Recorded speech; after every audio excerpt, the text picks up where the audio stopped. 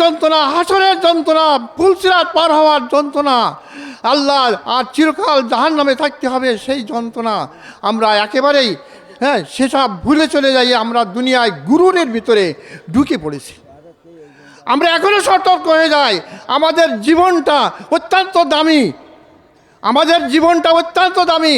অল্প সময়ের ভিতরে আল্লাহ আমাদেরকে এখনও সঠিক রাস্তায় আল্লাহর পথে আমাদেরকে অগ্রসর হতে হবে। আল্লাহকে মহব্বতের সঙ্গে আল্লাহর ইবাদত বন্দিগি করতে হবে। তাহলে আমরা পরকালে আমরা অত্যন্ত আরাম আয়েশের সঙ্গে আমরা থাকতে পারবো। আল্লাহ পাক রব্বুল ইজ্জাত কোরআন কারিমের ভিতরে আমাদের জন্য যে কী তৈরি করে রেখেছেন, আমরা সেগুলো কোরআন কারিমের অর্থ জানি না, তাই আমরা বুঝতে পারি না। আমাদের কোরআন কারিমে আমাদের পরকালের জান্নাতের জন্য আল্লাহ তাআলা অশেষ নিয়ামত আমাদের জন্য তৈরি করে রেখেছেন, বুঝলেন।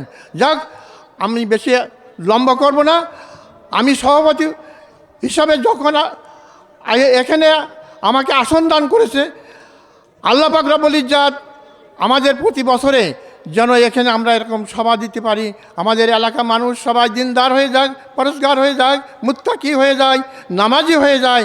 আমরা সেটাই সবার জন্য দোয়া করি।